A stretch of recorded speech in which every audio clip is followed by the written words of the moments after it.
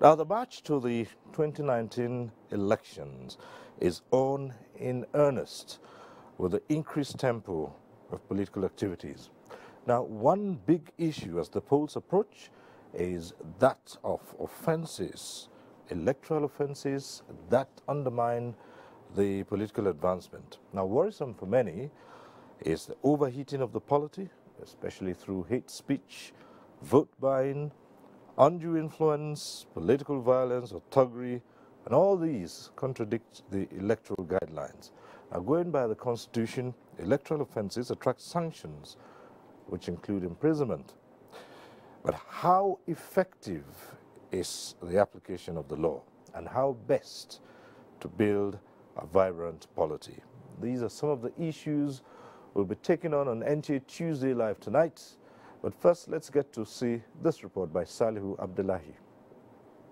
Nigeria presently has 91 political parties that are expected to participate in the 2019 general elections.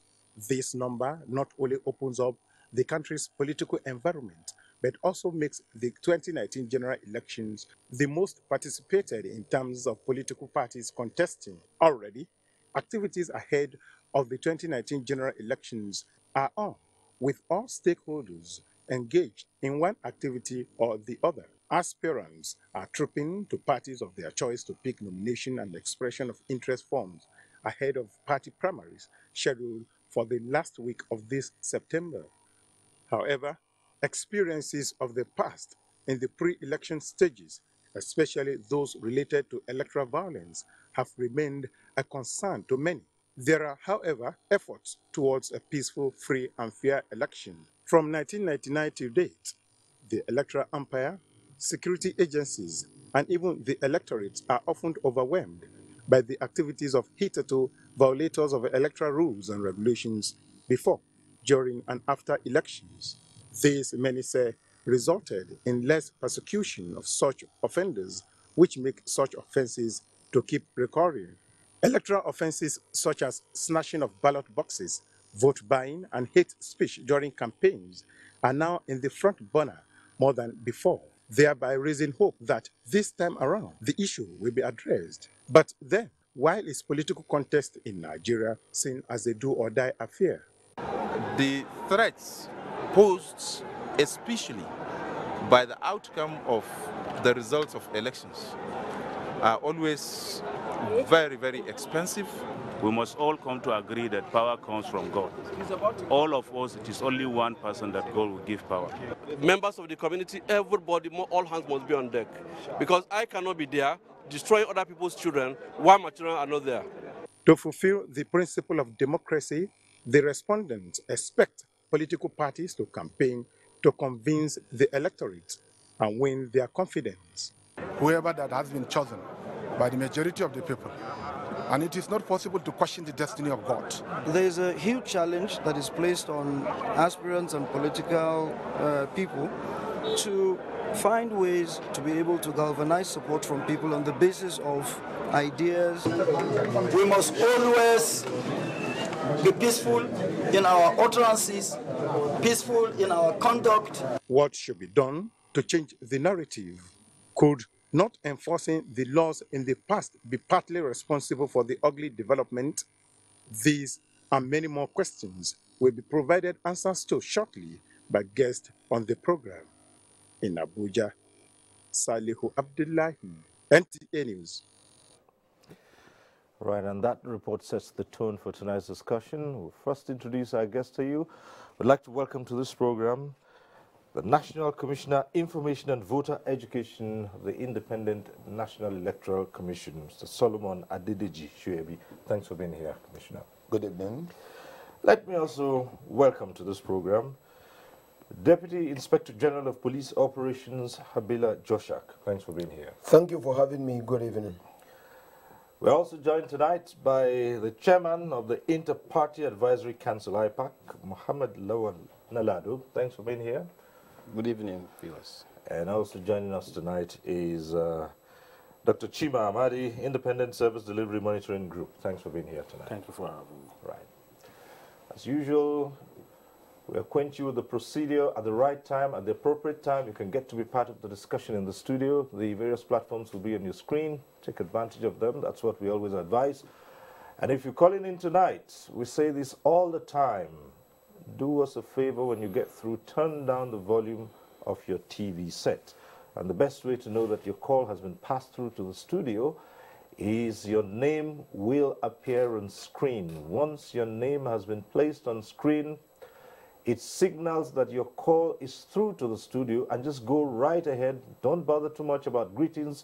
Go straight to your point, ask a question or make a comment, and surely our guests tonight will take on such issues as you might raise. So once again, welcome to NTA Tuesday Live. Tonight, we're talking about electoral offenses. This as 2019 approaches. Let's turn to the National Commissioner in charge of Information and Voter Education of INEC. And yes, when we say electoral offenses, most people, first thing that comes to their mind is snatching of a ballot box, all such things. But it goes a lot beyond that, and there's so many things that constitute an offense. Let's hear first from INEC. Thank you very much, Mr. Rayo. Electoral offenses vary. In fact, they are as wide as electoral activities themselves are.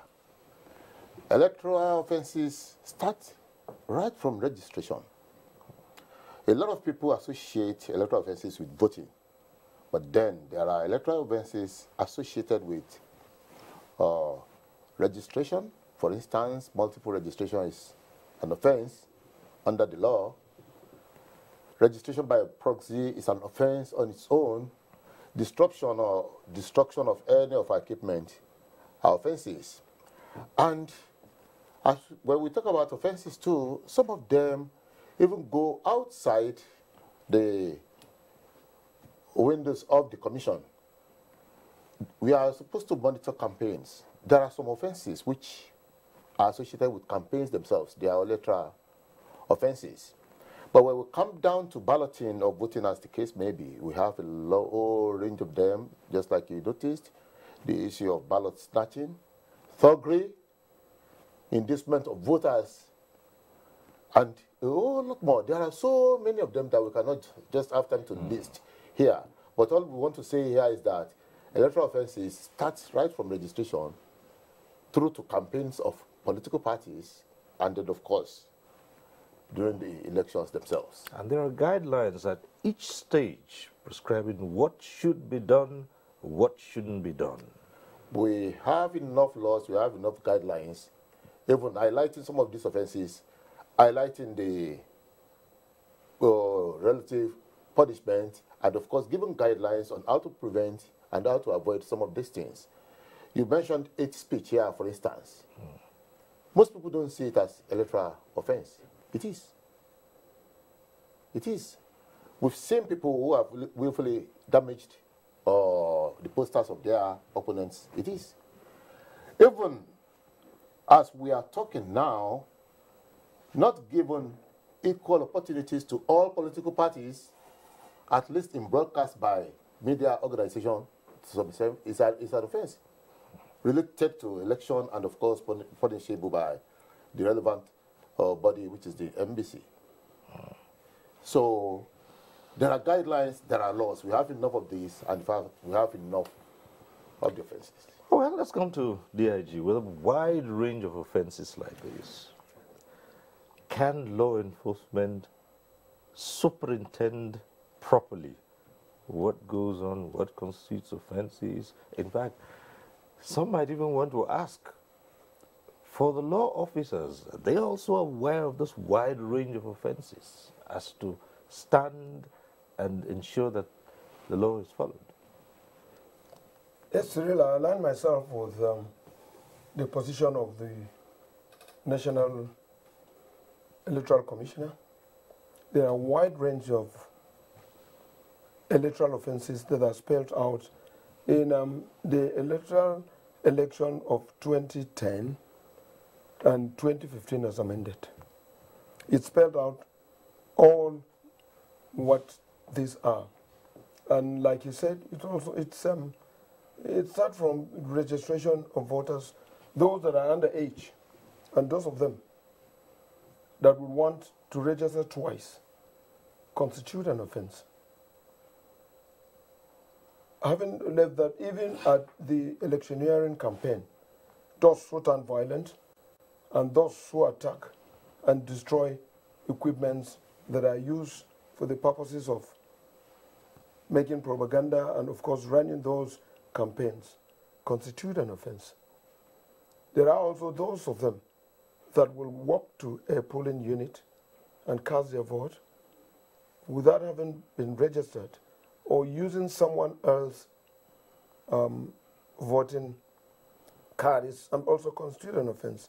There are quite a lot of them that are spelled out in the Electoral Act of 2010 and 2015 as amended. And all these offenses are spelled.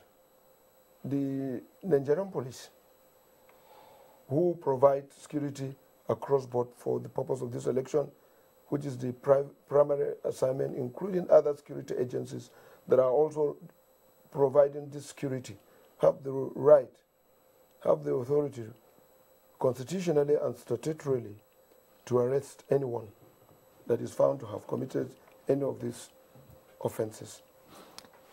Over time, it's been extremely difficult to bring people to book, people who have committed electoral offenses. How difficult it is, because you, in dealing with politics, you're dealing with a charged atmosphere.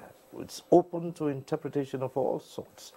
People sometimes have been known to deliberately do things against the guidelines, knowing that if any attempt is made to bring them to book, they can turn around and claim that it's all political. Someone's using someone somewhere to... How tough is it to carry out this assignment? Yes, there's nothing tough because the guidelines are clearly spelled out. But I will agree with you, in a politicized environment and a community like this, you are likely to see people trying to bend the law to their advantage. But I could say that there are many factors that have been responsible for not gaining conviction at swift time. Some of the things are challenges of the fact that, yes, one, the Nigerian police and other security agencies have the right to arrest. The Nigerian police is saddled with the responsibility of conducting investigation of electoral offenses. But the Nigerian police do not prosecute offenders in electoral offenses. The offenders are arrested and are handed over to INEC, whose responsibility it is to ensure prosecution. Outside that, some of the things that slow down process of bringing people to justice is this question of the ability to have the capacity, both the Nigerian police and other security agencies or INEC. There are paucity of funds.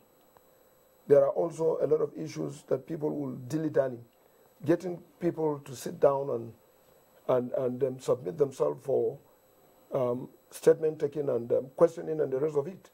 There are a lot of games. But I would say that particularly if we needed to fine-tune and fast-track the process, then we need to look at it critically to actually fund all these processes.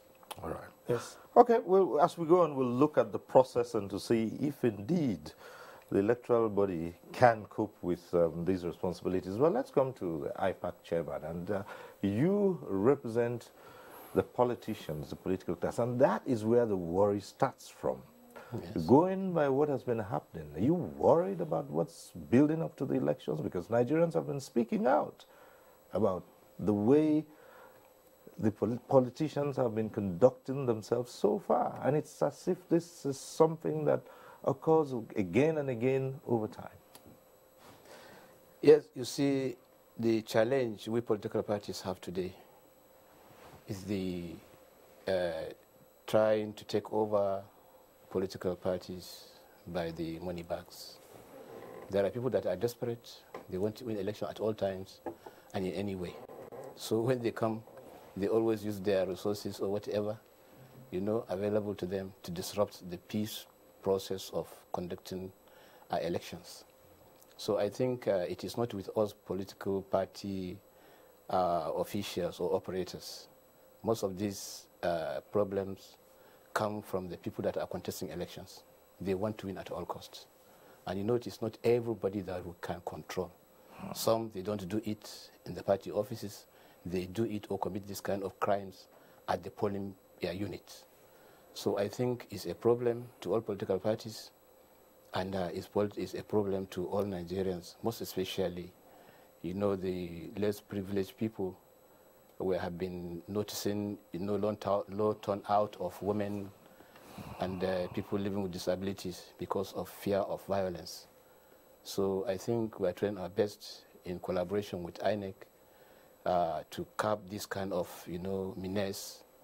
I remember recently when we were going to Ekiti for elections, INEC supported political parties to go for voter education, educate voters on the importance of having a violence-free election. So the political parties are doing very well, and we are supporting the security agencies and INEC in conducting a peaceful election.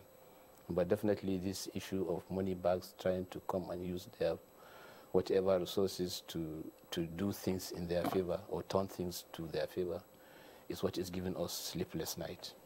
So have you been able to put heads together, for instance, to say, look, within our ranks, where we find these infractions, this is what step we should take? Or is it the challenge is that, well, as they say, there are big parties and there are small parties, and the big fish always eat up the small fish, and, they really can't fight? It doesn't matter. It is not the big party or the small party. You can see some of them, when they cannot get ticket in the bigger parties, they now go and get any of the smaller parties, and they want to come out at all costs. So I think the problem is not with us, with the politicians or the political party operators. The problem is with these people that are contesting election. And like I said, we have been collaborating with INEC to see how we can reduce, the repeat of what has been happening at first. All right, we'll return to you and still raise some of those issues. But Dr. Ahmadi, you've been listening to all of this. Let's get your impressions first. Thank you, Cyril.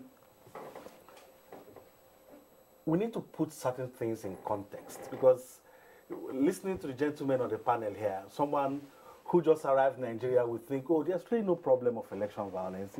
It's something the umpire is handling, the police are doing well, the politicians understand. And so no, that is not true. That is not the true picture.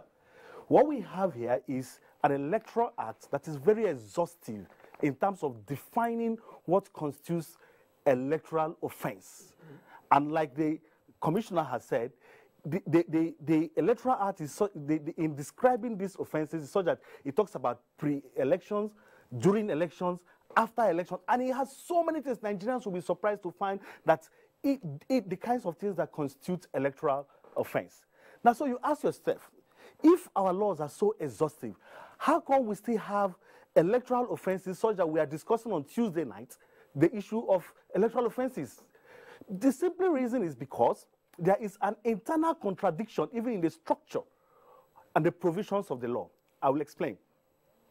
And like the commissioner said, you have a situation where the law says that INEC prosecutes. And you ask yourself a question.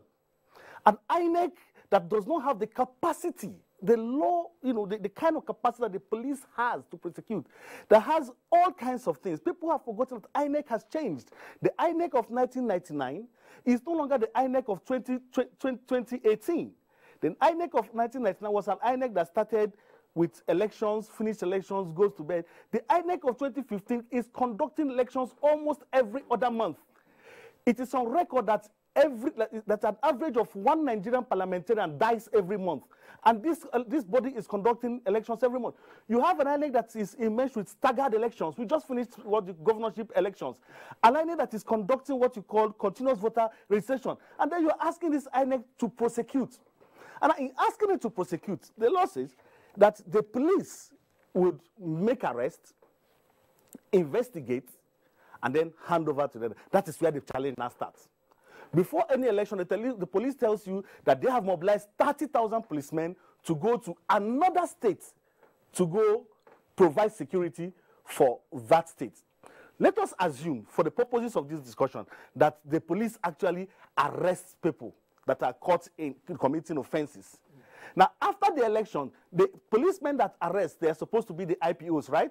But then after the elections, they return back to their bases, handing over cases to people who are not even part, the arresting officers. And then you see that case dies a natural death because you don't have to, the police officer has to come from very far to come and prosecute. At the end of the day, it doesn't happen. At the end of the day, even the police themselves become complicit when you begin to hear issues of, tensions here and there, what is happening. When you take, censuses, and for those of us who are observers, we begin to see security operatives being complicit in these issues. So is it the police that is complicit, that is going to arrest somebody and then, investigate and then hand over to INEC that is ill-equipped to even do that? So I think, in my opinion, that this structural deficiency was put in place by the political class to ensure that, their king, their type are not properly prosecuted. Now, let's be clear here. It has always failed. But for the first time, for example, in 2016, when INEC took the bold step to say, okay, we want to prosecute people, and we worked with INEC, with the police in Kano, the Minji Briba election, if INEC had to suspend that election, 40 people were prosecuted, and, said today, but the worst part, they were just hoodlums. Their sponsors, nobody had to. And then when you now start talking about sponsors, we have situations where the big guns who engineer these things, nobody prosecutes them because they make one phone call, everything goes well. We have a situation, for example, in a state in Nigeria where a service senator was indicted. That service senator was never prosecuted. Today he's a minister of the Federal Republic.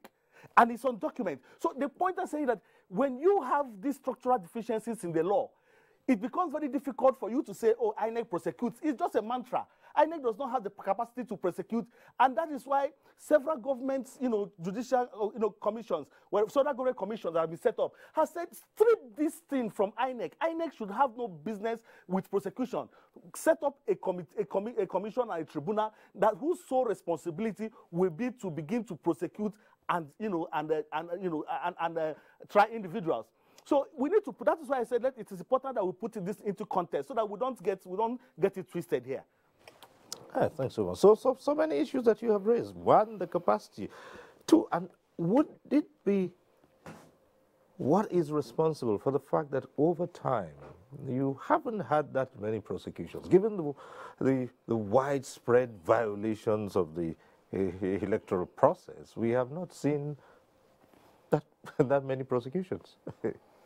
In fact, it just said what we've been shouting very loudly in another phase. We were the first to advocate for the setup of a separate tribunal to deal with offenses. We have financial offenses in Nigeria. You have a body that is responsible for that. We have electoral offenses. We've had about 4, just like you said, we've had about 3 or 4 different bodies set up by government, and they have recommended the setup of this electoral offenses tribunal. We have shouted it over and over again. It just picked it, it just nipped it right on the head. We lack the capacity and the equipment to prosecute.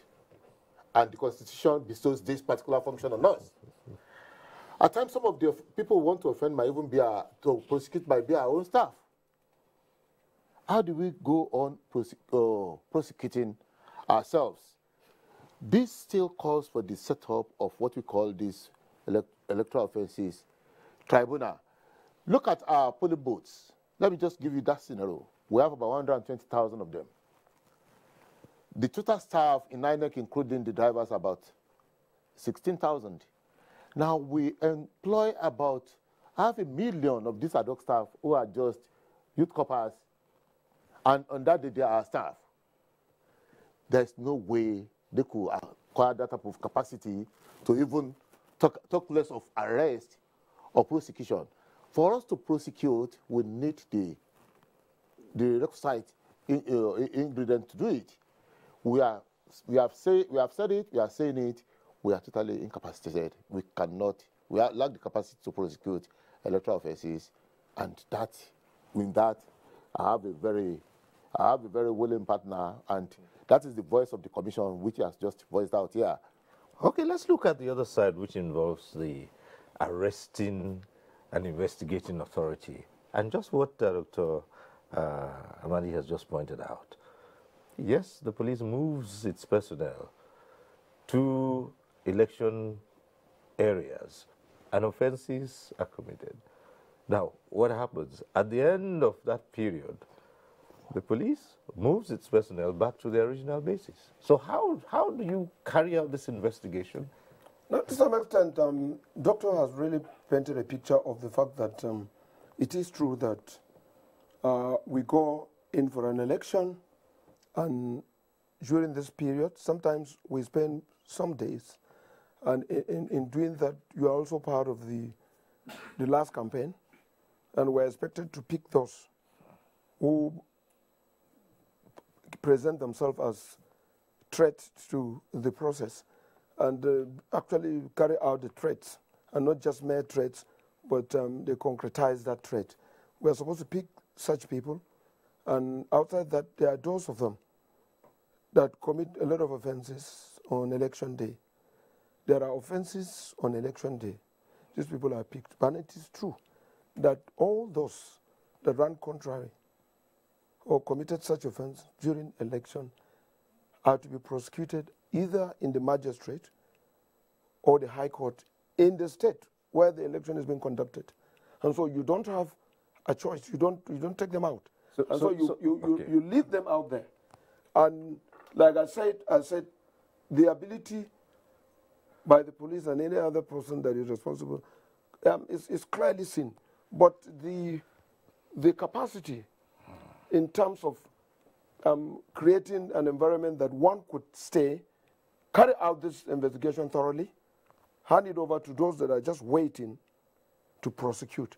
If we get at that, then we can get something tangible. So, for instance, you see, what I'm trying to understand here is, let's take an example. Let's imagine, for instance, that in Ekiti, the last elections, you had moved an officer from, say, perhaps Abuja, to be part of those moving to Ekiti for the elections.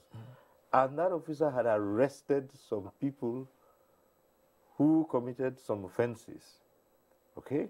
So it is assumed that within that period where the election took place and the results were announced, he would have conducted all his investigation, handed over to INEC, and then at the end of it all, he's moved back to Abuja, for instance. So when they go to court and there is need for the investigating officer to show in court, you would move that officer back and forth to Ekiti. Yes.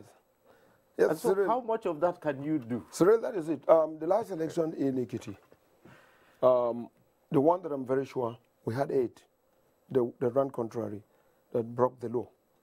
We got 8 arrested, and investigation started because we usually have a team that does investigate right from the onset.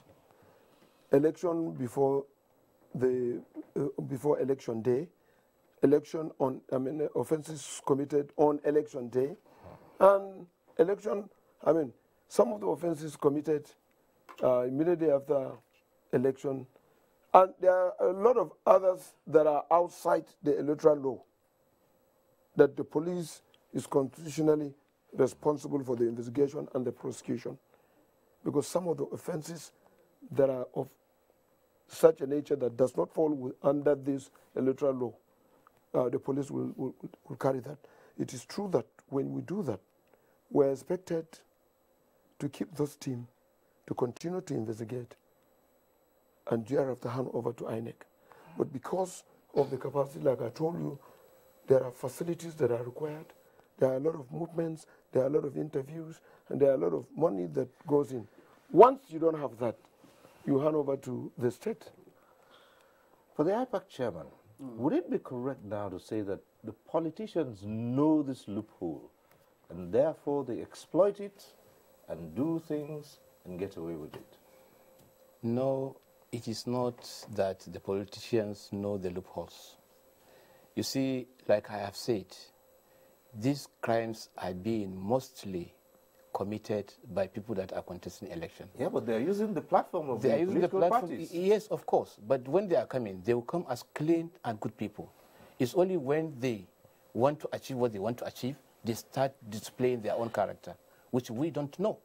So the efforts the police, security agencies, and INEC is putting to curb this kind of or continued, violence in election or electoral processes is being supported by Inter-Party Advisory Council. That is why whenever there is any election around the corner, we used to carry ourselves to that state or that scene to make sure we go out and sensitize voters the need and importance of having a violence-free election. And we have flyers, we have all sorts of working materials and information to pass to the electorate that look, elections, violence during election or after or before is not good for this country and it's not good for the development of democracy in Nigeria. Okay, so far we've been looking at election day, but let's come to pre-election. There are also electoral offenses, pre-election. Yes. And it's like what is happening now. When you look at the scenario, what do you see as IPAC? You see, IPAC, we are trying our best to educate the public. And, the main cause of this is the hate speech. People have started campaigning using, offensive languages against their opponents. So these are some of the things and these are some of the areas that we are seeking for support from other stakeholders, not only political parties. We cannot, if we cannot synergize with the state security, INEC, and other stakeholders, there is nothing political parties can do. Okay, we'll return to you in a moment, but our phone lines are already open and we have our first caller tonight, Emeka, who's calling in from Imo State. Hello, Emeka. Are you still there? Well, we lost that call. But let me just dwell a little longer with you. Let's face it, when all these things happen, IPAC can hardly do anything, can it? Apart from a gentleman's agreement, which you reach among the parties, there's nothing that you can do, really, if anyone who, subscribe to that gentleman's agreement breaks it. Is there anything you can do about it? Nothing, really. Not so much, actually. Not so much, actually, because we don't have any power to prosecute anybody. Exactly. We don't have power to prosecute. But we have our legitimate right, to educate voters. Okay, so beyond that, what advice would you give the authorities then? For instance, you see, you gather yourselves around and say, look, we are IPAC, we belong to all the parties. Let's sign a gentleman's agreement and say, look, we'll carry out our campaigns devoid of hate speech. We'll make sure our supporters don't go on rampage. We'll not do this. And the minute you put pen to paper and turn your back, it starts to happen. So what do you advise the authorities and say, look, let's think of a way we can put a stop to this, or at least curb it to the barest minimum? Well, recently we had a capacity building workshop in Abuja here where all the political parties came together and signed a peace accord kind of, where we all agreed that the elections should be violence-free. These are the only things we can do. But I am suggesting if the security personnel can be more proactive, I think we political parties can be giving them information to arrest, offenders. All right. Let's go back to the phones again. This time, Kanu. Hope we can get this call through from Abdullahi, who's calling in from Kanu. Hello, Abdullahi.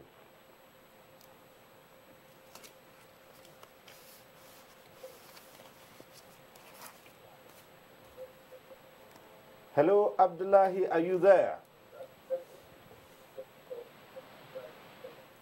Hello, good evening. Yes, good evening. Go right ahead. Hello, good evening. Yes, go ahead. Hello. Hello, good evening. Yes, Abdullahi, your name is on screen, so go right ahead with a question or comment. Hello. Hello, good evening.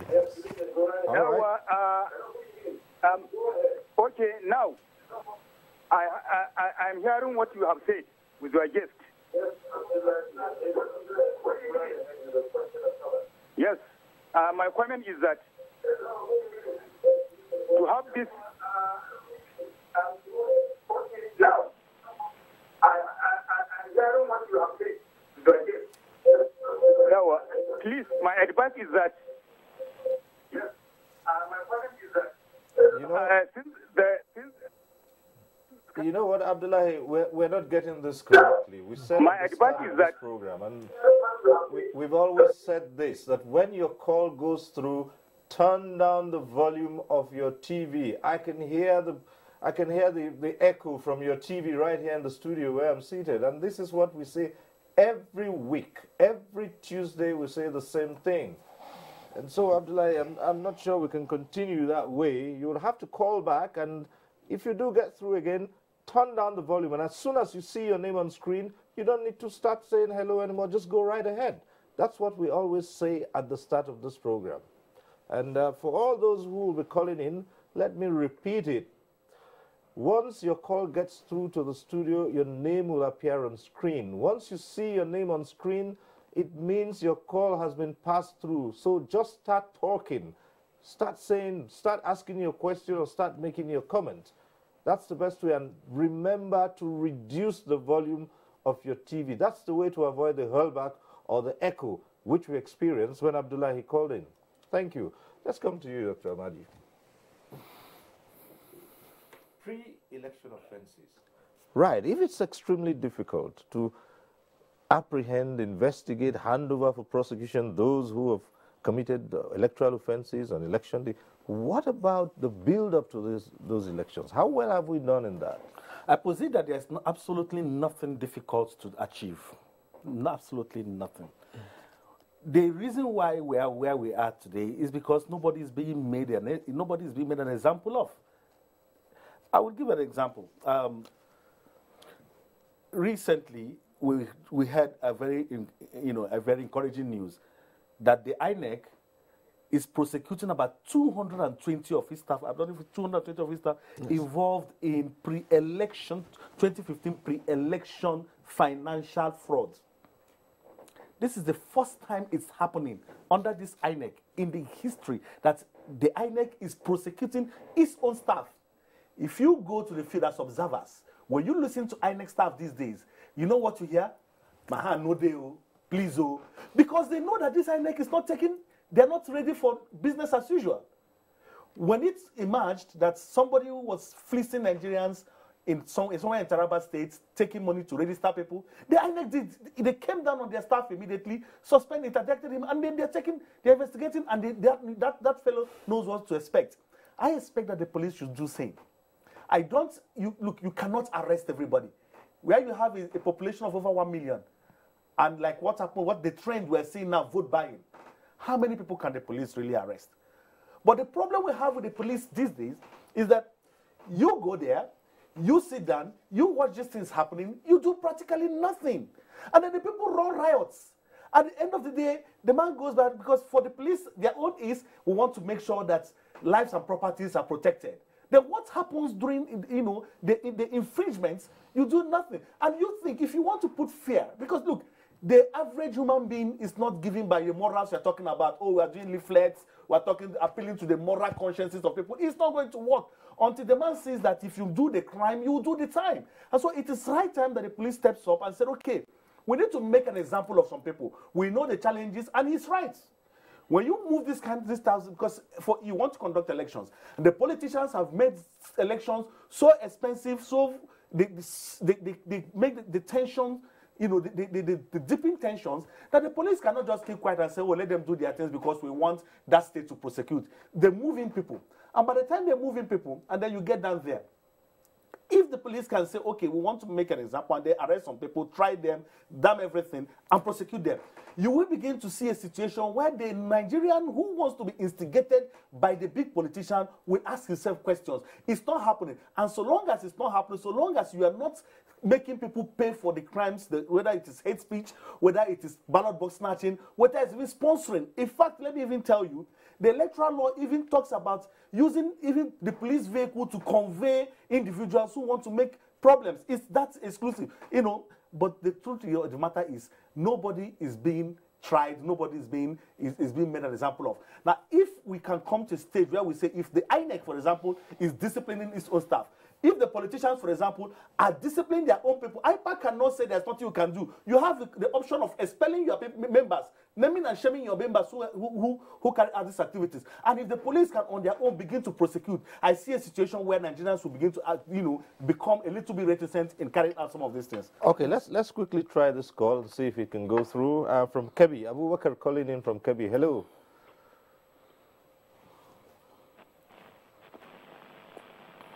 Are we succeeding with this call? Abubakar. Hello. Yes, go right ahead.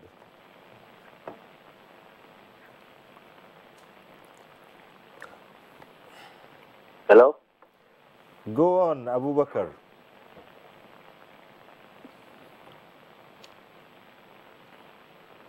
Well, we'll just have to come to you.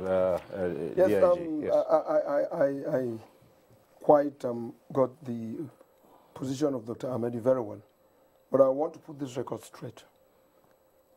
I'm sure he's aware that the INEC staff and our own, the police officers, and some of the staff and other people that were arrested in Port Harcourt that are presently being prosecuted by INEC was the wisdom and the insistence and the wish of the Inspector General of Police, who personally, all those that are being tried now, the INEC staff, there are police officers who run counter to the electoral laws in Port Harcourt.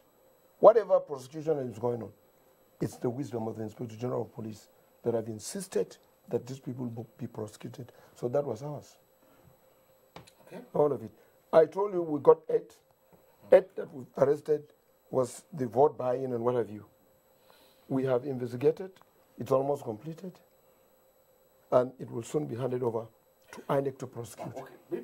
Before we come to the vote buy-in, and we're still staying a little while longer in pre-election offenses.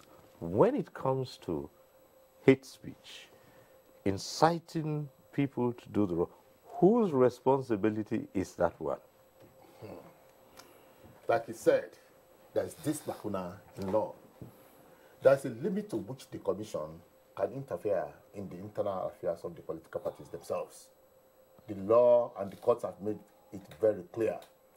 What we do is that we are supposed to monitor their campaigns, but meanwhile, we give them guidelines, and this issue of hate speech is it's on the front burner of what we are actually proposing.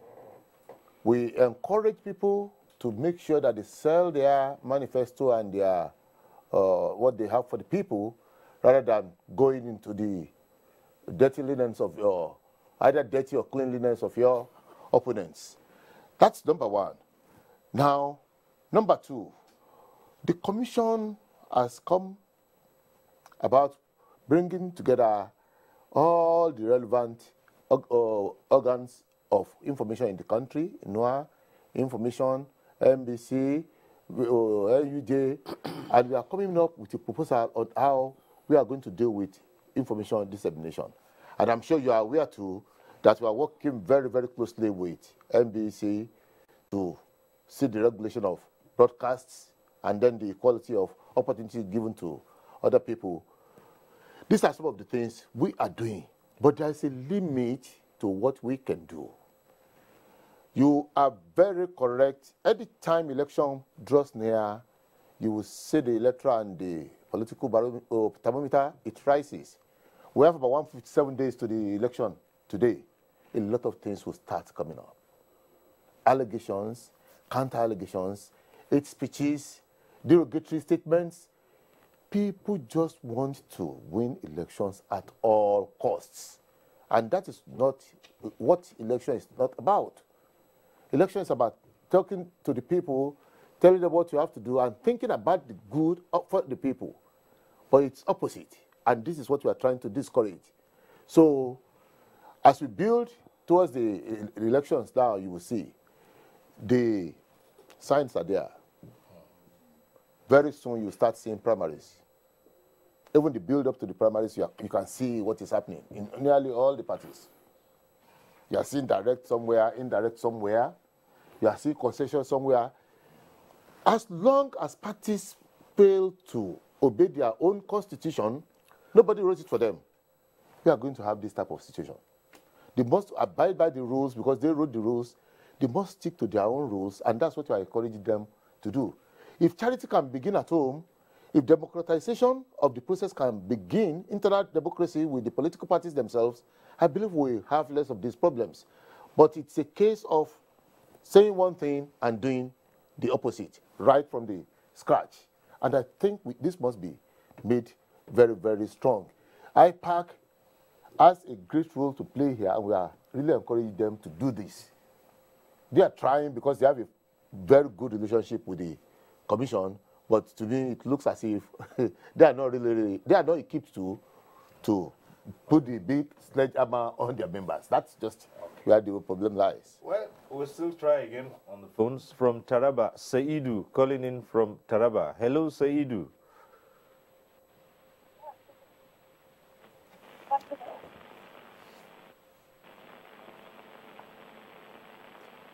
It's Seidu. Hello, how are you? Line. Hello. Yes, hello, Seidu. Go ahead.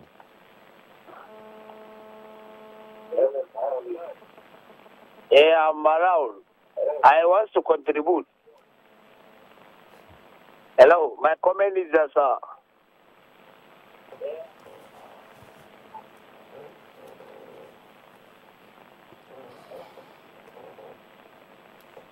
Right, those people that are complaining about police, we've not heard a thing from you. In this regime of President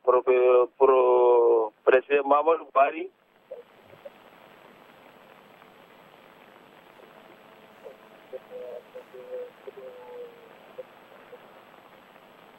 All right. We'll have to do without the phone calls for the time being because we do have so many things to talk about today. Maybe at some point in time, when the callers can get it right, we'll return to the phones. But for now, there's so much to talk about here. Yes. Election is one of those avenues that has afforded members of the public or community and citizens to elect into office people they want to be in charge of the affairs of their country. Unfortunately, here I can let you know that part of the things that we've seen is that there are weak structures within the political parties. And so there are no manifestos that one could lay his hand upon. And so people have resorted to kind of politicking that has the ability to quite challenge security, that put security into a very big fix. Hate languages are used. Some of the things that are unprintable are said. And for security agencies, well, I think we've started inviting people. The Minister of Information is running some jingles, asking people and drawing attention of the citizens of this country as to the great damage that hate language can cause. We've seen others. We've been trying to find out some of the pronouncements of individuals that does not speak good of a civic responsible person. And the Inspector General of Police is paying a greater attention. And I think that in the near future, quite a lot of them will be asked to explain some of the things that they've been saying that is capable of throwing up issues that will challenge the foundation of the existence and peace and tranquility that will exist in this country.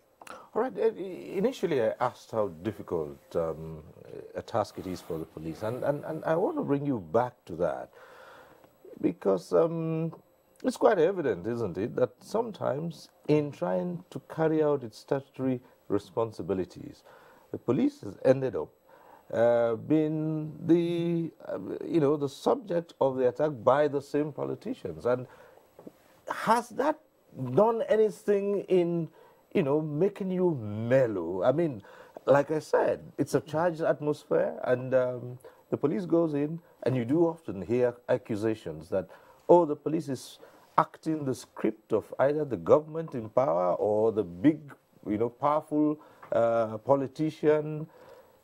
You worry about such allegations. Has that slowed you down sometimes? No, Cyril, I think if you go down the street and put some question to people who found on that street, they will tell you that the Inspector General of Police is more resolute than before.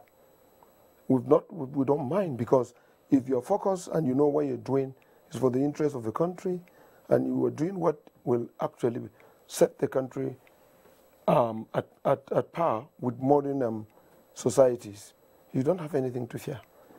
All that has happened, you would see that we're still going on and trying to inquire into issues that people spring up that tend to challenge the corporate existence of the country.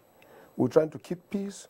We're trying to get those who are doing it the other way, and we're not deterred.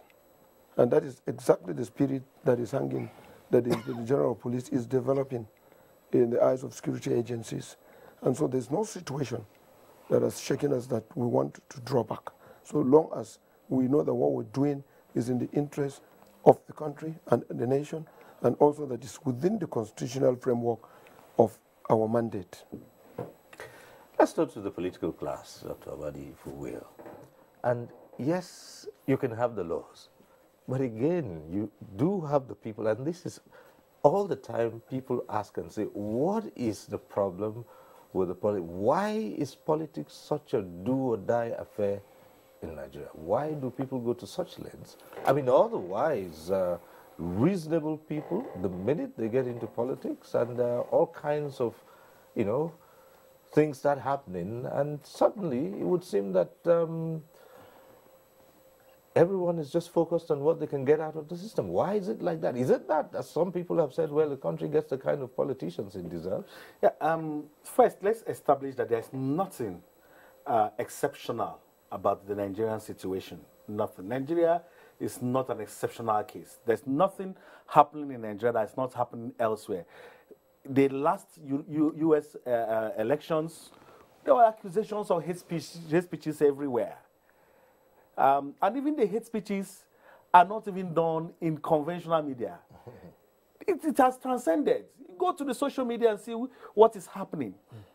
And then, so you have a situation where you have the Nigerian politician, and I maintain, with due respect, is in collusion or colludes with the security agencies. How do I say? The big politicians, any big politician in Nigeria has a minimum of 2 security policemen that protects him. I know that this current IG has been talking about reducing the high number of police, personnel that protect the so-called VIPs, because they are unusually high. And then when you protect this politician, what does he do? On election day, he rolls out with his people. And then they perpetrate what they want to perpetrate, giving cover by the same people protecting them. And then you want that person to arrest his principal, it's not going to happen. Second, you have the issue of rule of law. You see, the rule of law is, the law must not respect anybody. If Mr. A is in government and carries out hate speech or sponsors, and the police know these people, when they do it, and you apply the law unequally, you don't arrest the man who perhaps is an agent of the current government, for example, and you leave him alone. It emboldens the opposition to say, if this person did it and he's not been prosecuted, then we can as well do what we want. And that is, it becomes a vicious circle. In 2015 before now, we had issues. In 2011 before now, we had issues. Don't forget that it is in 2011, it was part of these hate speeches that led to mad violence, which led to the government setting up the Lemu Commission. The Lemu Commission sat down, looked at this matter, and made some far-reaching recommendations. Part of the recommendation was that an electoral, tribunal and commission should be set up. What offenses tribunal should be set up? What did the government do? The government accepted that recommendation, gazetted it, and asked its Attorney General of the Federation to pass a bill to the politicians in the National Assembly. Cyril, it died there. That bill didn't see the light. In fact, the AGF, first of all, did not send the bill. He didn't send it. Now, the National Assembly, in their own wisdom, started their own process to set up a bill. As I'm talking to you, he's dead. So the issue I'm trying to make here is, when you begin to remove the layers, you see all kinds of collaborations that now puts the umpire, you know, the INEC, the EMB, now puts him isolated. And then he doesn't have the capacity. For us to move forward, we need to come to a position where, first of all, the police has to appreciate, if you say you want to look at hate speech, you know, to appreciate what you're dealing with. What you're dealing with is no longer the issues that you can deal with the conventional policing. Second of all, if you want to achieve anything, you must apply the law equally. It doesn't matter whether the person is an agent or the current government or opposition, you apply it equally. And when you do this and people see that you are not a respecter of faces, I assure you that even when people want to do what they want to do, they will think twice. All right, let's try Peter calling in from Akwa Ibom. Peter, hello. And Peter, your name is on screen. Just go right ahead.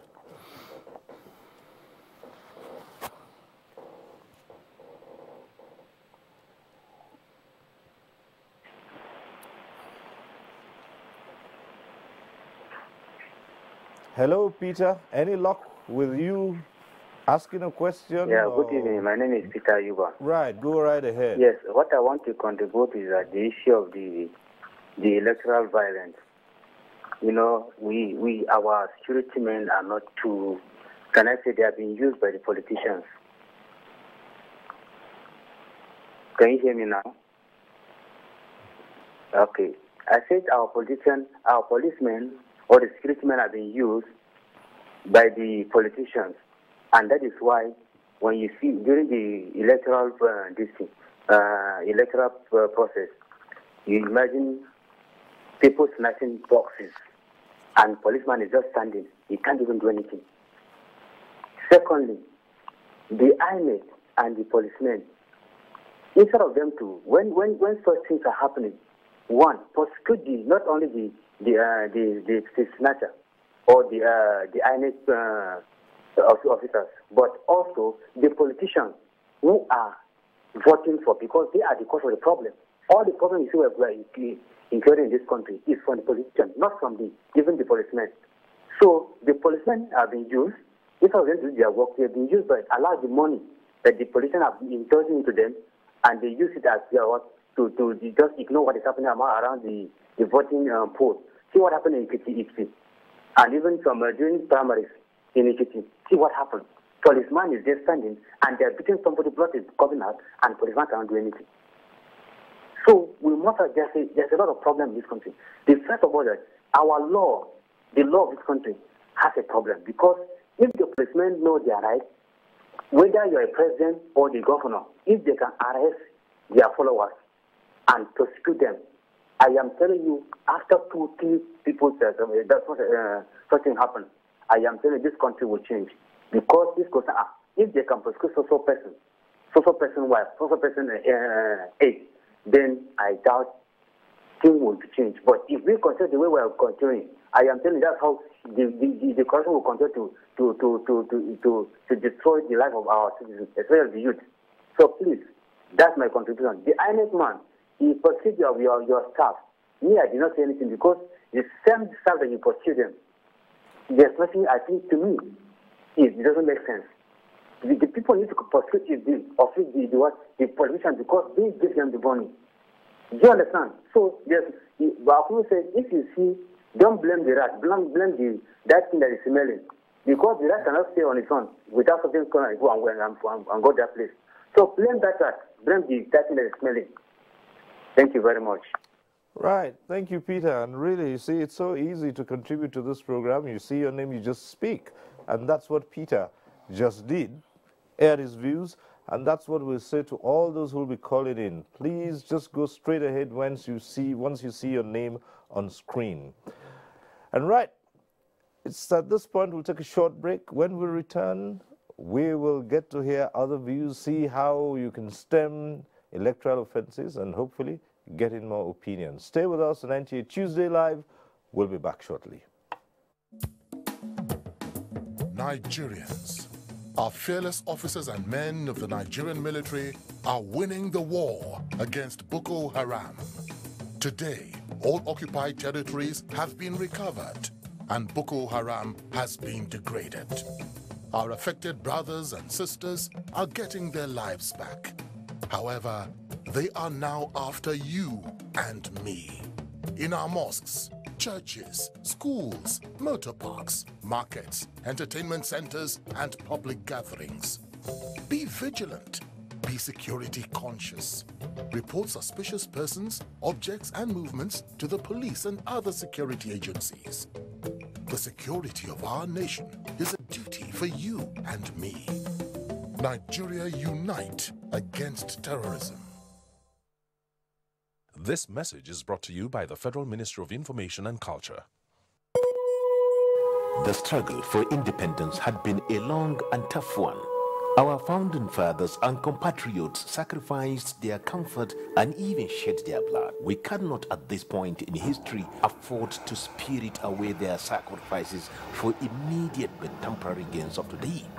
Let us emphasize what unites and not what divides us. Working for the unity of purpose with a stronger vision for a better tomorrow. NTA, growing with the nation. Nigeria, the only country we can train with remarkable potentials to excel. Let us believe in ourselves and change our attitude for the sake of our country and generations unborn. Let us revive our cultural values, which are our essence as a nation. Let us renew the spirit of patriotism and hope in our dear country. Do not take or give bribe. Be punctual always. No more African time. We can't expect to be global citizens and operate on African time. Join the queue. Insist that people are attended to on a first-come basis, no matter who they are or where they come from. Nigeria, good people, great nation.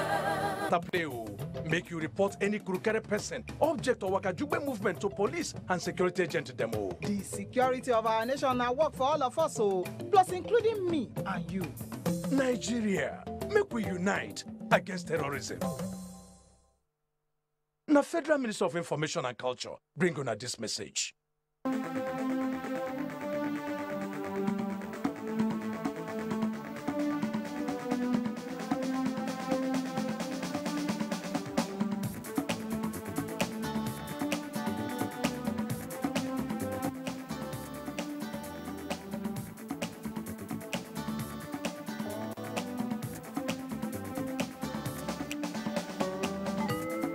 NTA Tuesday Live, a network issue-oriented innovation talk show.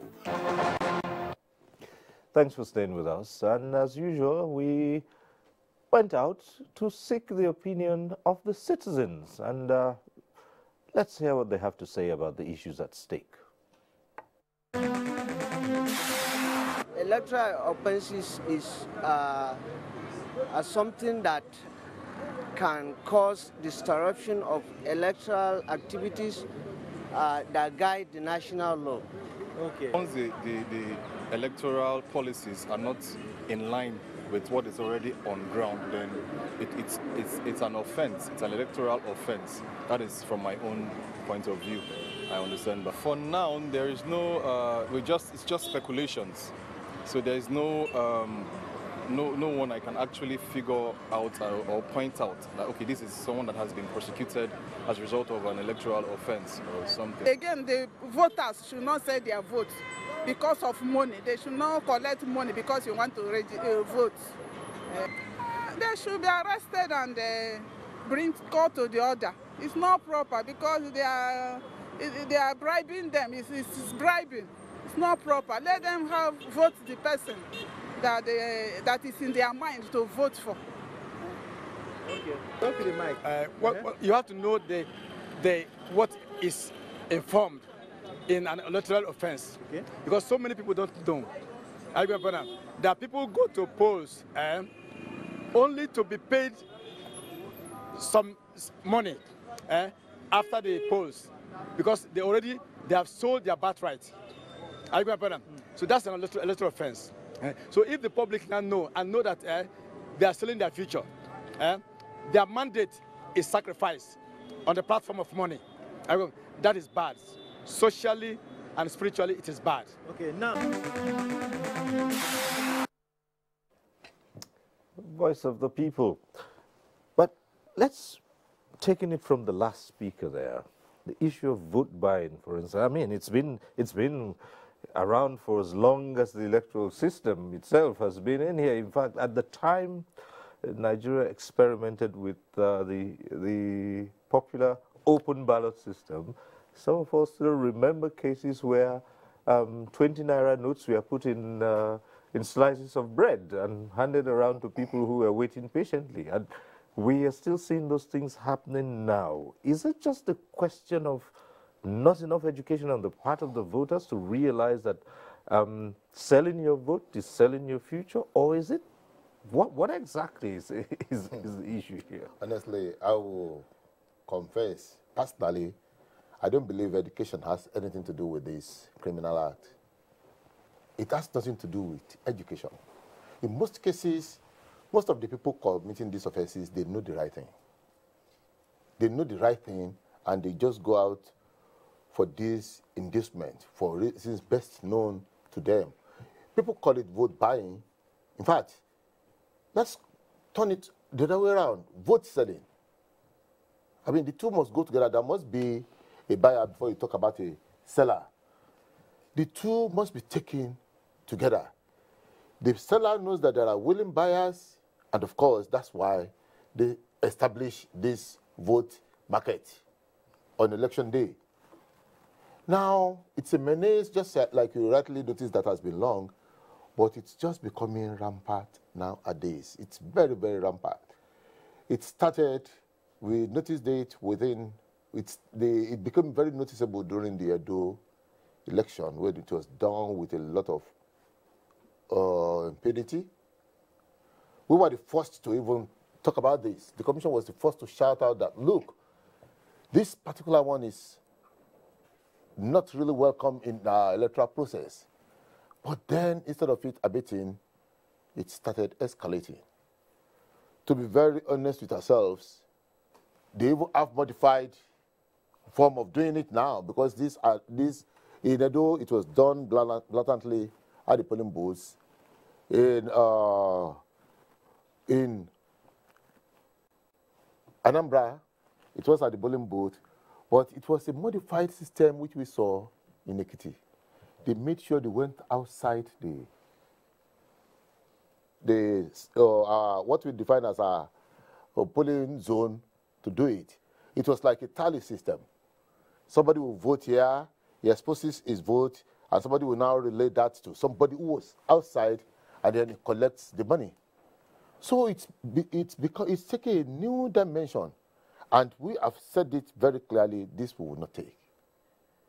This we will not take because it's an electoral act, and in fact, if it's in the electoral act, the inducement of voters by money, but when you now see somebody who does this outside the polling booth, what do we do? That's why we've been shouting that this should be made a criminal offense itself. We should criminalize it. The DIG mentioned it here that any offense, it's not every offense that happens on election day are electoral offenses.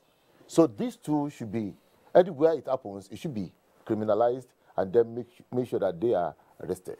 For one who steps out of the zone, as you call it, to hand some cash or some other form of inducement, what do you do about that? How do you do it? And I suppose that itself, presents some challenges. Well, that's really. why it's become very, very difficult. It's challenges, and we are really trying to prevent. If we, outside the polling zone, I hand someone something, the person can say, well, we don't know, it's for money for my uncle in the village. Exactly. So how do you go about that? We know what it is, but we are trying to prevent as much as possible. Number one, we have banned the use of phone. At least you don't take your phone to that cubicle again. We discovered that some people actually took picture of their ballot and went to expose it to somebody before they got the money. We take a whole lot of preventive measures. It's like running after a whole lot of devices and innovations in criminality that you cannot even imagine. I can't imagine somebody taking a phone to snap the picture of his ballot to go and take money about 300 meters away, which is well outside our own zone. But all this we know, and we are taking preventive measures. DIG. Yes, Cyril, the National Commissioner for INEC has said it all. The vote buying. It's quite unfortunate. It's decay of morality. It's an attitudinal thing that does not speak well of the individuals and of this nation. And what I can say, in Anambra, when we noticed that there were vehicles that were parked under the bridge, about 600 meters away from polling units, and we could see that people stopped by. We didn't know for what reason, but we became curious. And we positioned an intelligent person, and we saw that money was exchanging hands, and that was stopped. When we came into Ikiti, everybody said it's an enlightened community, enlightened society, such a thing wouldn't happen. We had our plans. But this time around, this money was not exchanged at the various polling units. We saw that people could come, vote, thumbprint, and then take a photograph and snap that and send to an already number they've keyed in. And upon searching the persons, you see they have a tally. They will now print and then snap and send in. And with the tally, they go collect the money. We have strategized. I didn't want to say this, but I know too that whatever plans they have, we've been able, in the next election that will come on the 22nd, we're going to do a lot of things to make sure that this is not right. Dr. Amadi, let's take it back to the people. Well, not the politicians now. Then the politician comes to induce. The people are not sufficiently aware. And this is not even talking about an offense now. The people are not sufficiently aware that when they acquiesce, they're selling out their birthright. So what is with the society? No, the people are aware. The people are very much aware that, first of all, it's a crime. That is why it's hidden. If it was not a crime, they'll perhaps say, I've collected my own, it's hidden. If you watch one of the videos, you will see the old woman whispering. So she was whispering because she knows what she just did was against the law. And then you have to look at it in context. Some people have said, well, because of the commodification of our electoral system, because of the crass bad governance across board, and because government and governance is not touching the people are seeing this as an opportunity to, make some money. But I said no, because if we go that low, and then we may begin to rationalize the armed robber who says because he does not have a job, that's why he has resorted to, armed robbery. We have also seen instances where people have rejected the money to say, I don't want. We've seen it on the field. Some people say we don't want this, and we've seen intimidation of even those people. Now, the point is this: just high level of collusion. Don't forget that after Ekiti, the politicians said, on both sides, we didn't buy anybody, but the umpire just told us that there was evidence. The police said there was evidence. As an observer, I'm telling you there was evidence. But both parties, I mean, all parties said we did not do anything. So who do you arrest? Okay. So now, that tells you there's a collusion. But going forward in this analysis, you need to understand the dimension that this whole thing has taken.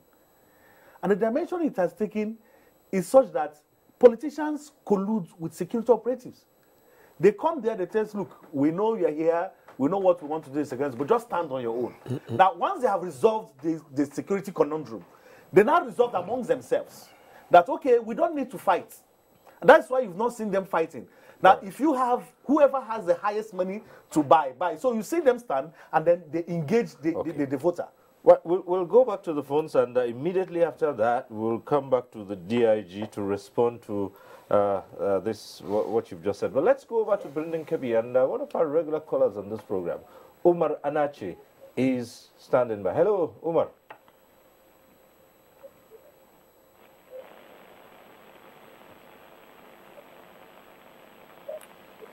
Yes. Good evening, Hero. Umar Anaje calling from Birmingham. You see, I just want to have some assurance from the police that they will not compromise that day. They will deal with any politician, more especially top politicians, that move with their bodyguard. You know what I mean by bodyguard? Yes. Then, secondly, you always say vote buying. What of vote? They are sellers. In the last election, there is somebody that put name on his head, indicating that he is for sale. He is ready for sale. That means his vote is for sale. What punishment did you preserve for those vote sellers? God continue to bless our country. Thank you. All right, Umar, thank you so much. And well, that falls in line with what we had intended to do, to go to the DIG to talk about, to respond to allegations that the big politicians also collude with security agencies to say, look, we won't fight, so you wouldn't have any problem maintaining law and order. Just leave us alone. We know how to work our things out. Yes, Cyril, Doctor is entitled to his opinion. And I'm also sure that we have to say it as it were.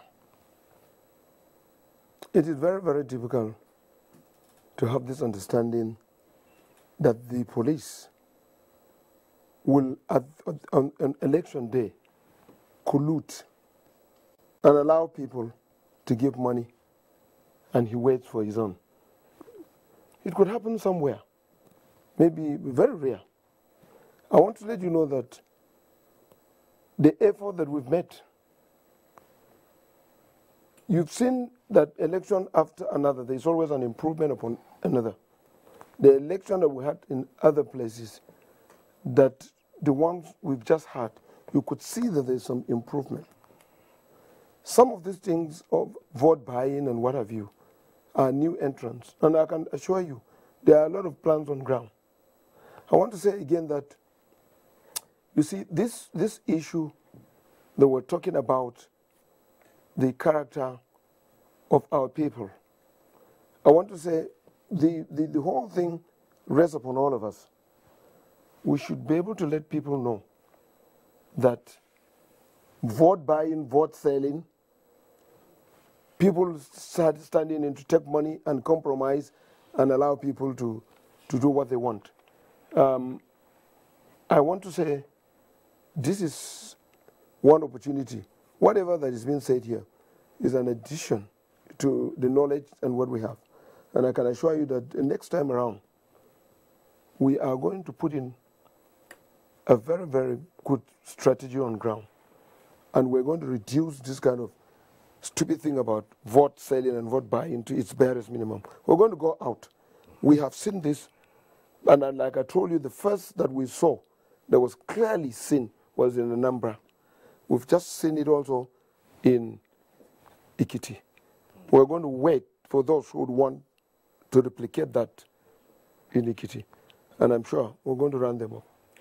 Let's go back to the politicians now. Yeah, you heard Dumar and Archie. You know, sometimes the people say, look, someone says, look, I'm for sale. And, well, the politicians, many politicians would love that kind of a person because it just makes it a lot easier for them. But again, what is the quality of those who are aspiring to elective office? Because we're seeing this across. And, well, like the INEC National Commissioner said, there's no one party you can point to, you know, perhaps the ones we have not seen, because those ones were registered just a couple of weeks ago, and they have not thrown their hats in the ring yet. But from all what we are hearing, it would seem that all the parties are guilty of this. So, what is the makeup of those aspiring to elective office? You see, this is one of the lacunas Doctor has mentioned in the Electoral Act. In the Electoral Act, there's a provision where it says INEC should supervise or monitor all elections, all the election processes. And another one empowers political parties to submit the list of their candidates. So even if INEC monitor or they don't monitor, whatever the political parties submit is what INEC is going to use and present as its list for that election. So if that lacuna is not addressed, empowering INEC to come in where there was no, due process in selecting a candidate, INEC should punishment to punish the erring political party. If that is not done, I'm telling you, these things will continue. But I think the vote buying is like there is development and there is progress in the electoral processes in Nigeria. People are resorting to that because most of the loopholes have been blocked. As we are doing taking part in elections, we have been discovering, loopholes, blocking them every day. Now, INEC has blocked almost all the loopholes. So they have now resorted to go and buy the votes because there are no space for them to go and maneuver or practice any malpractice at the polls. So what they do now is, let us go and buy these votes. So it is like we are about to carve out this menace, because if this vote buying is checkmated seriously, I think we will witness a clean electoral processes, because all the loopholes have been covered, and these money bags do not know or do not have any chance to come and maneuver elections. That is why they are buying votes. So security agencies are here, they have seen. The INEC officials are here, they have seen. Our own is political parties to educate voters and educate electorate on the danger of selling their votes, so that the security personnel can come in and help political parties to achieve that. All right, let's go back to the phones. We have Paul calling in from Lagos. Hello, Paul.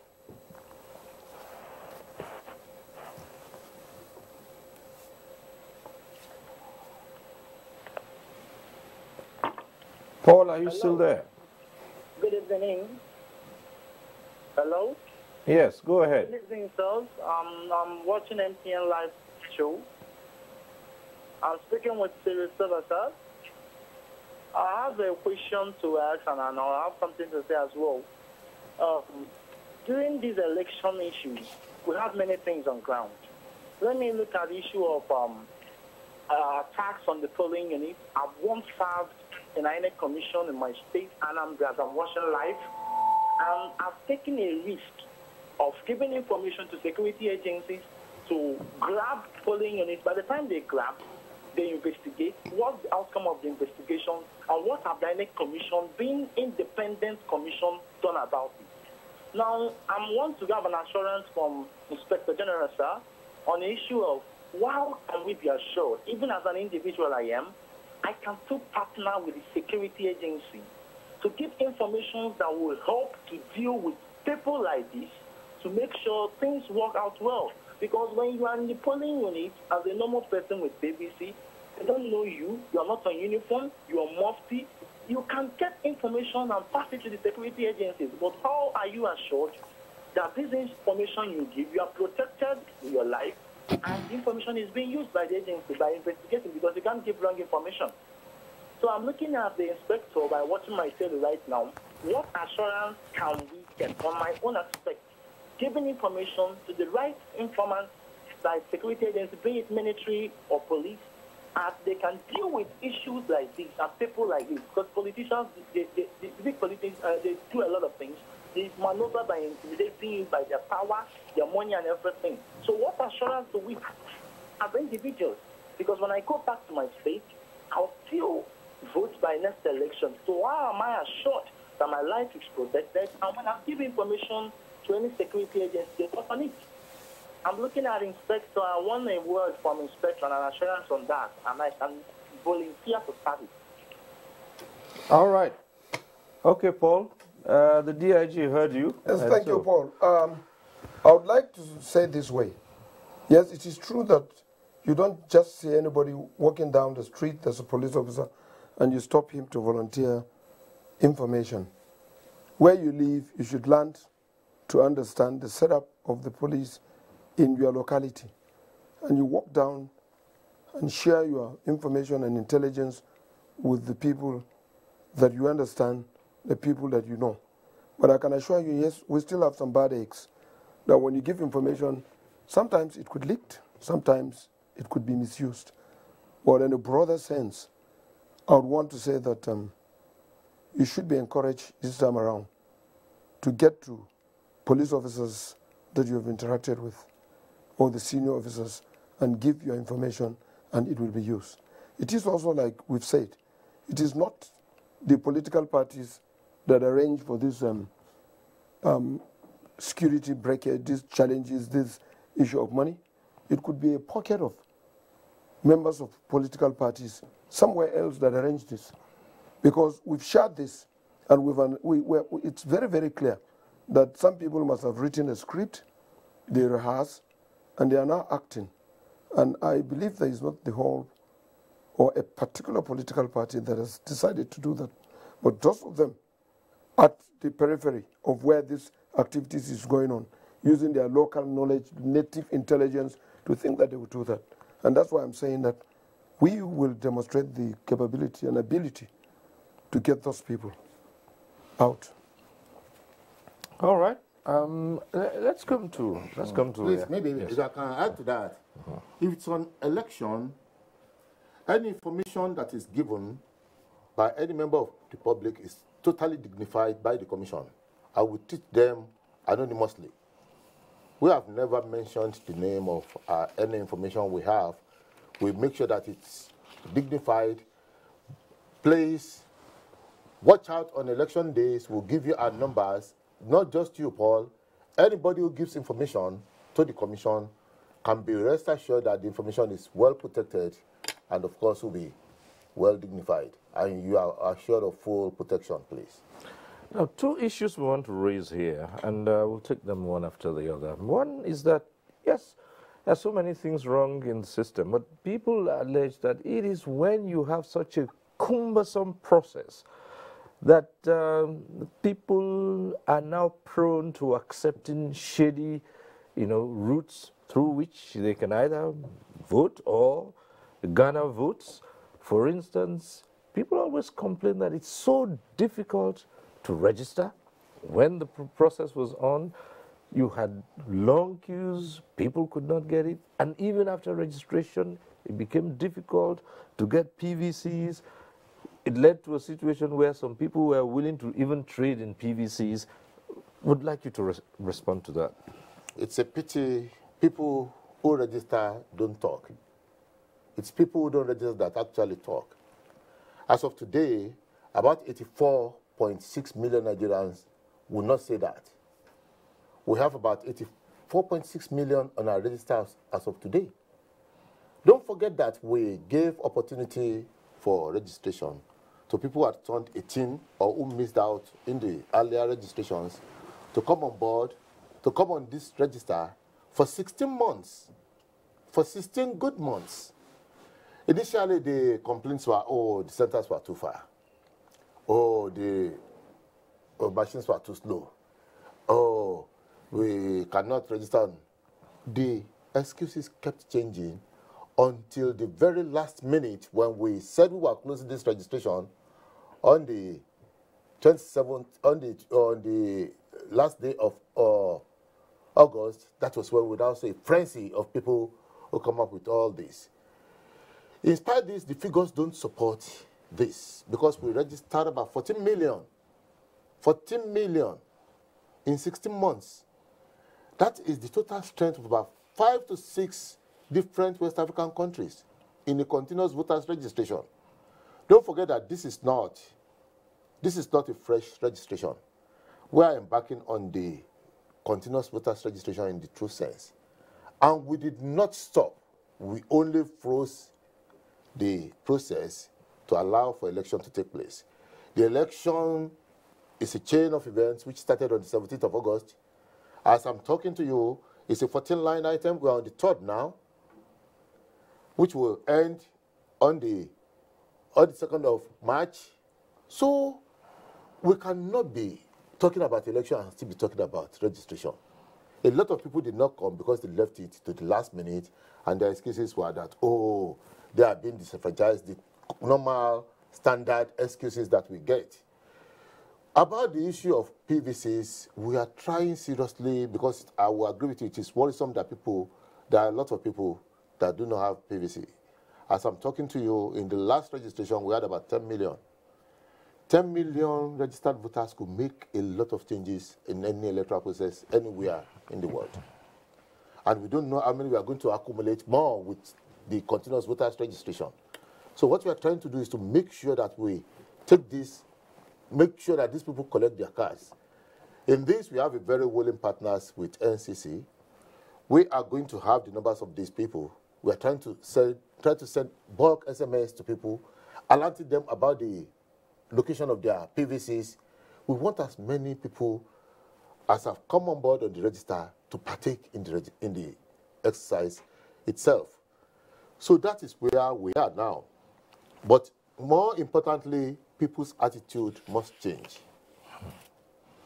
People's attitude must change.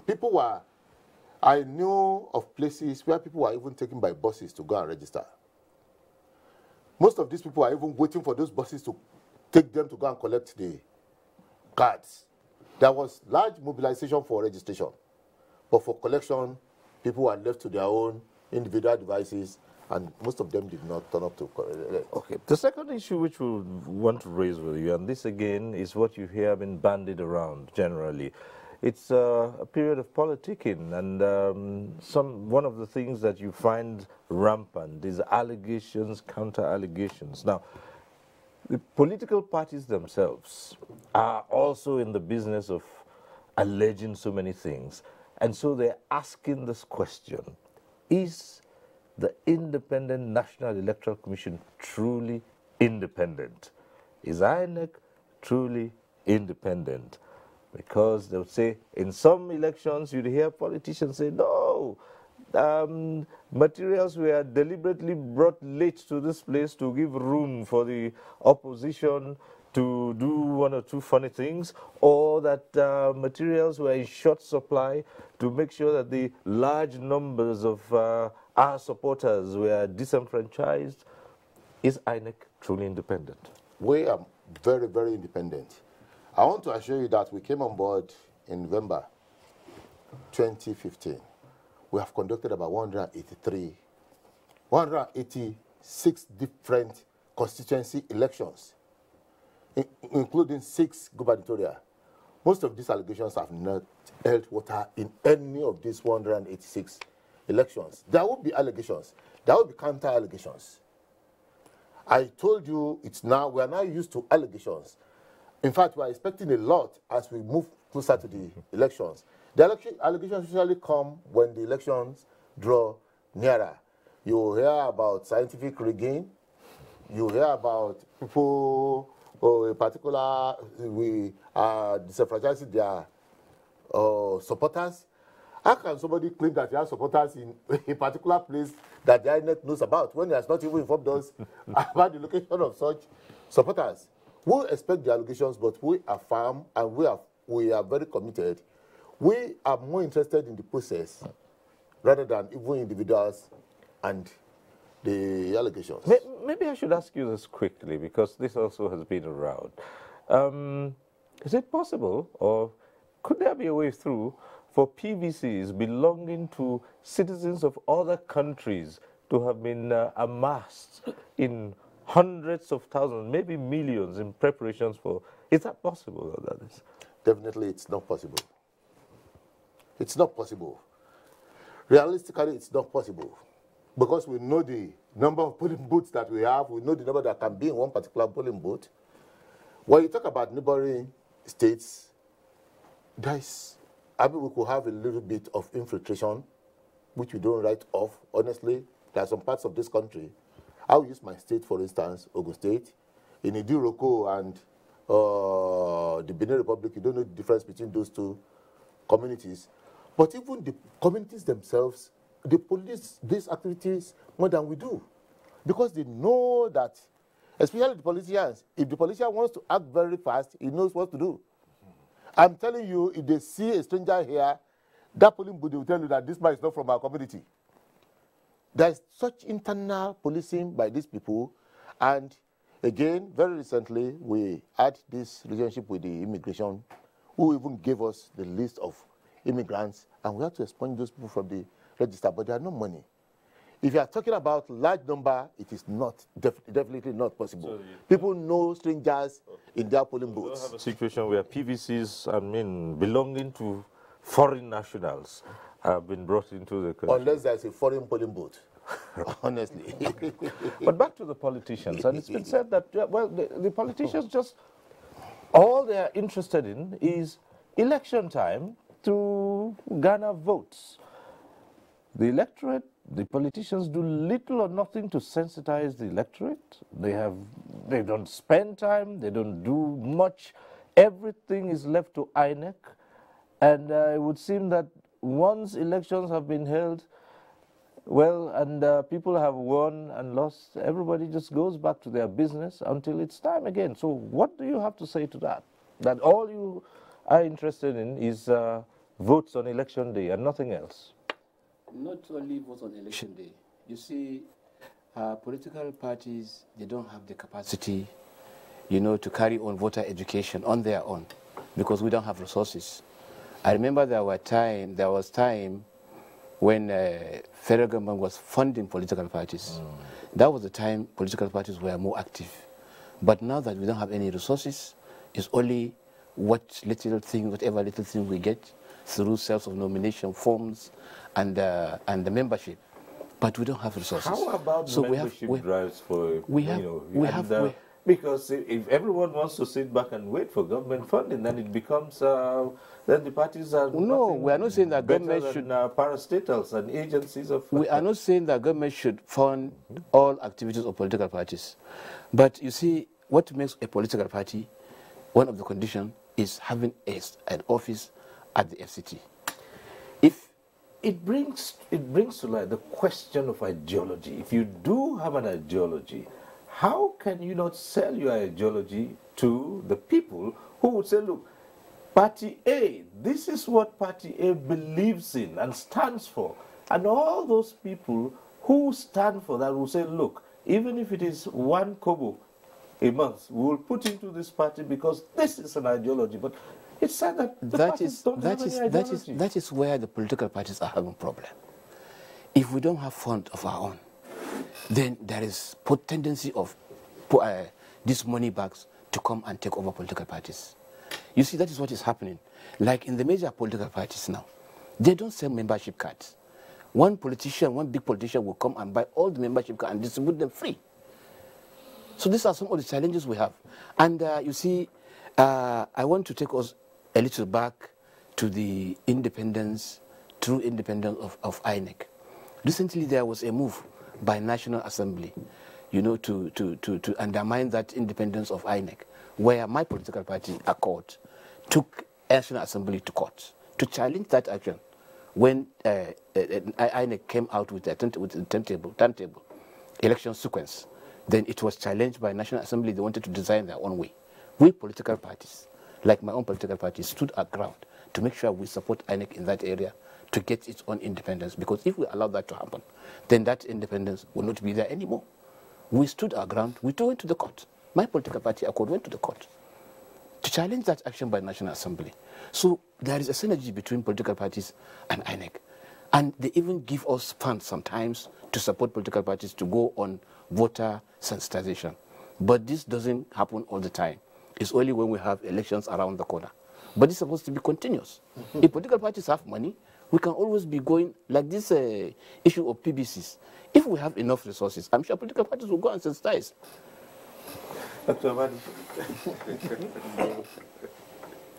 It's very disheartening to hear this, that we have 91 political parties.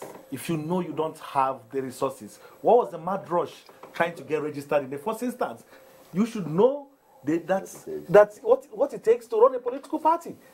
We had a situation here when we had just 3 political parties. These same politicians went to court, challenged the INEC in court, liberalized the process such that we have 91, and I'm sure Commissioner Shoebi will tell you that there's almost 50 waiting by the lines, just waiting to be registered. And then you get registered, and then you come back and say, oh, INEC should give you. But what were you thinking? What were you thinking in the first instance? See, the truth is, when you run political parties the way political parties should be run, you won't even have the issue of money bags. You won't even have the issue complain about money because the process will self-sustain. And it is because you have the situation where parties are now seen as what I call vote capturing machines.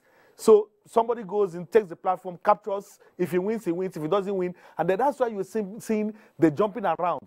So it's easy for you to see Mr. A today in Party A, and tomorrow he's in Party B, and next tomorrow he's in Party C. Because for him, political parties are just platforms to capture votes, and that is it. But the core responsibility of political parties, which is many beyond the elections, they have forgotten about that, and they have insisted on just making their platform available. Right now, the last time we were here, we talked about the political economy of party registrations. Some of these parties are in the market hawking their platforms because they know that there will be disgruntled elements within parties after primaries who will fall short. So they make it available, they sell, and the people smile to the bank. In this instance, who do you blame? Now, talking about relating this even with the independence of INEC, it is when these parties begin to lose that they begin to shout blue mother, begin to accuse INEC of lack of some form of collusion. But let us ask ourselves, in the last 5 months or 6 months, the kind of elections INEC has conducted, we have seen people win on both sides. Let me give you an example. In Oyo State, the Oyo State government conducted an election, what he calls a local government election, conducted by ECX. And the party there, the ruling party, cleared everything. Just a week after, INEC conducted a by-election. The opposition party won in that place. So what happened? So in 1 week, the people all of a sudden became opposition members and all that. It is because INEC has instituted the proper electoral processes. And I think INEC should take some flags here. INEC is not properly educating Nigerians, the innovations that it has brought. That is why some of these arguments are coming. For example, you hear, oh, they are coming from Sudan, they are coming from this. The truth is, wherever you want to come from, if you are PVC, it's not, the smart card reader is configured for that polling unit. So no matter where you come from, if it is not registered within a polling unit, you cannot vote. But who is telling Nigerians this? And because some people don't know this, it leaves open the space for rumor mongering, and then you now begin to question the integrity and independence of the INEC. But the INEC we have here has improved so much that we can say to tell Nigerians that your vote will count. Right, as we begin to wind down, let's come to DIG Habila Joshak and say, yes, it's extremely important to have law and order in the whole process and not just on election day. And like people have asked, if the police itself is capable of putting its foot down and be an impartial, law organization that says this is the law, no matter whose ox is God. In other words, like someone tried to ask and say, what if you had protection to a certain big wig and they are breaking the law? Would those people who are given protection now say, no, this runs counter to the laws of the land, we will enforce the law? Is it possible? Can we look forward to the police force to carry out its mandate, its statutory responsibilities without fear or favor? Yes, with your support and with the input from members of the public, we will be there. I want to draw your attention to this fact that if you've been watching all the events that are playing out, you will understand that the present Inspector General of Police is insisting on what we call the rule of law. You've seen that quite a number of people who ordinarily would have not been brought to answer some of their actions and inactions that has led to some sort of trying to infringe on the rules and on the law of this federation. That in the past wouldn't happen.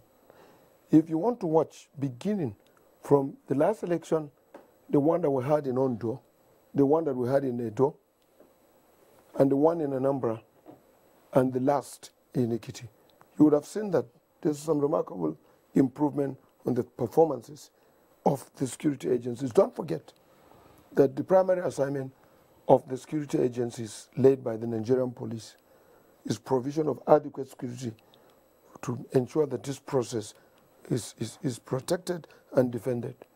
But like I said, we should be able to know that all those ballot box snatching, shooting and killing and maiming have reduced to its barest minimum. And so we want to take it from there. We want people to look at us and criticize. As it is, presently, we're trying to securitize vote buy-in. We're trying to securitize those political thugs that are always ready at the beck and call of politicians to deal with them even before election in what we call the threat analysis in every sense of it to take those people out. This is what we've been doing, that you've seen that there's a reduction. We're bringing to the front burner issues that ordinarily would not have been anything to write home about, and that is the securitization of some of these issues so that we can pay attention, so that we can have a solution, so that we can come together. The synergy between us and other security agencies has been brought closer. But members of the public wouldn't know that. But you can see us at work, and we want to see a situation where all of you should encourage us, be our mirror. You can criticize, but you can have a contribution into what exactly we're doing so that we will put our feet on the ground to make sure that the laws that are there for the land are properly enforced to ensure that a lot of this should be addressed and be reduced. And on the note of the electoral umpire, insulating your staff, either permanent or ad hoc staff, insulating them from the temptations of those who would like to take advantage of the platforms. And now I'm talking about welfare in terms of all those who you have engaged to ensure that this process is credible and is acceptable. Well, let me talk about the welfare of our staff. It's very paramount in our mind, and I want to assure you that there's nobody who goes down, who goes out for any form of electoral duty, who does not attract a sort of remuneration. That's number one. When we talk about protection, in 2010, we started, during the Jiga era, we started with the insurance of everybody that is there. And more importantly is the education. That school, they've gone through that school. They've discovered that it does not even pay.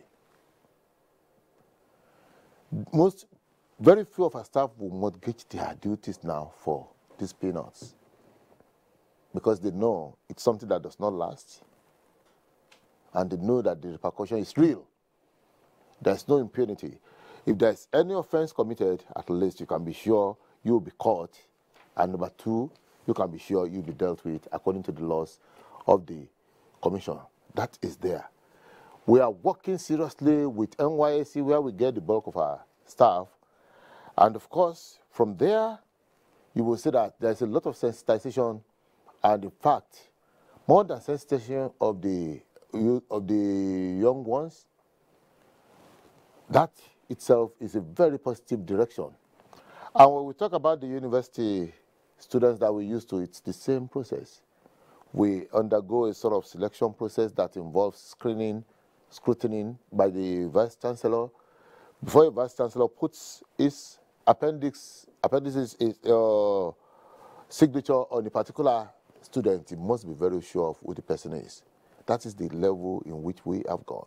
So both permanent and ad hoc staff, we make sure that at least they undergo a selection process and the sensitization process in such a way that we are reducing their involvement in collusion in electoral or malpractices to the barest minimum. All right. Well, and it's just about on that note we'll have to round off this discussion. I always say this, that no one program can take care of all the issues. So certainly, some other time as we draw near to D-Day, we'll again ask you to come around and tell us more about what we've put on ground to ensure credible and violence-free elections, because that's the ultimate. And of course, for the political parties themselves and how they have decided to carry out their campaigns without bitterness and rancor. But for now, we must thank our guests, and let me say a big thank you to Dr. Chima Amadi, Independent Service Delivery Monitoring Group. It's always a pleasure to have you join us on discussions. Thank you for coming. And for Mohammed Lawal Naladu, Chairman, Interparty Advisory Council, we thank you for coming on this program. Thank you, sir. Deputy Inspector General of Police Operations, Habila Joshak, it's always a delight to host you here. Thanks for coming. Yes, thank you, sir. And we say thank you to the National Commissioner Information and Voter Education of INEC, Solomon Adidiji Shuebi. Thank you for being here. Thank you very much, Cyril. And thank you for being part of this program. Next week we'll reach you again on Tuesday Live. I'm Cyril Stover. Bye for now.